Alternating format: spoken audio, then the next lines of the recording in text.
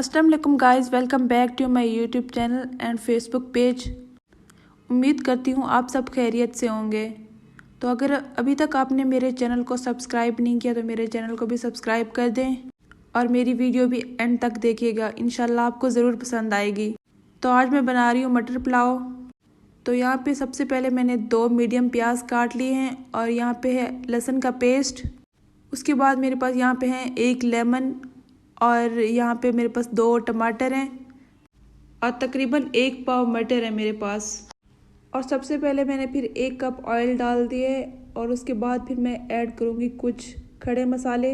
सबसे पहले मैंने यहाँ पे ऐड किए हैं दालचीनी और उसके बाद 2 बादियान के फूल और 2 बड़ी इलायची। उसके बाद मैंने इसके अंदर बे लीफ ऐड किया है और 1 चम्मच ज़ीरा ऐड किया है। इस खड़े मसाले को ऐड करने के बाद तकरीबन हम 5 मिनट के लिए इसको फ्राई करेंगे यहाँ पे।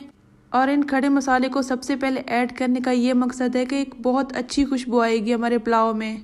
और 5 मिनट के बाद फिर इसके अंदर हम प्याज भी ऐड कर देंगे। ये खड़े मसाले सबसे पहले ऐड करने से इतनी प्यारी खुशबू आ रही है यहाँ से।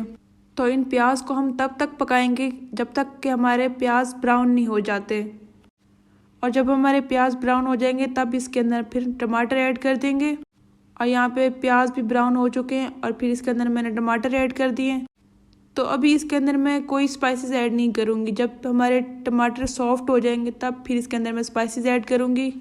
तो यहाँ पे हमारे टमाटर भी सॉफ्ट हो चुके हैं। अब इसके अंदर हम स्पाइसेस ऐड करेंगे। सबसे पहले मैंने 2 टीस्पून इसके अंदर नमक ऐड किए। उसके बाद फिर मैंने इसके अंदर ½ टीस्पून हल्दी ऐड किए। उसके बाद 1 टीस्पून पिसा हुआ गरम मसाला ऐड किया मैंने। और गरम मसाला ऐड करने के बाद फिर मैंने इसके अंदर 1 टीस्पून लाल मिर्च ऐड किए और 1 टीस्पून बिरयानी मसाला भी ऐड किए।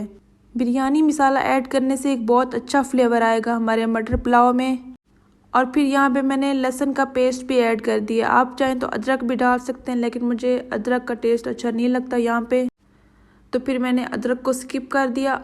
अगर आपको अच्छा लगता है टेस्ट तो आप ऐड कर सकते हैं। उसके बाद मैंने 3 से 4 टेबलस्पून दही भी डाल दिए।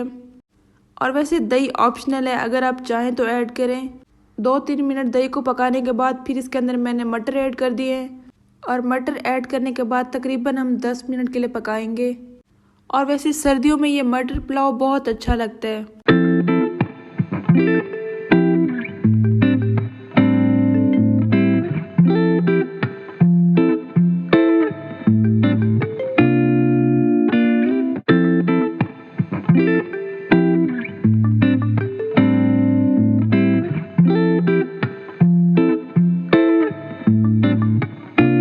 तो यहाँ पे मैंने अपने चावलों की क्वांटिटी के मुताबिक इसके अंदर पानी ऐड किया है।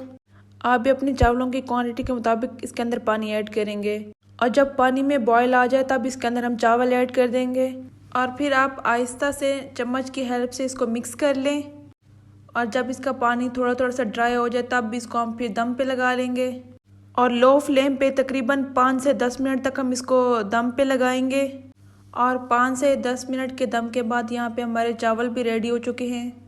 तो अब हम इसको कर लेते हैं डिश आउट, क्योंकि ये बिल्कुल रेडी हो चुके हैं। और ये है हमारे मटर पुलाव की फाइनल लुक। और आप ये मेरी रेसिपी ज़रूर ट्राई कीजिएगा, इंशाल्लाह आपको पसंद आएगी। तो यहीं पे मैं अपनी वीडियो को एंड करूँगी। अगर आपको ये मेरी वीडियो अच्छी लगी हो तो इसको लाइक कर दें और मेरे चैनल को भी सब्सक्राइब कर दें और हमें दुआ में याद रखें। अल्लाह हाफिज़।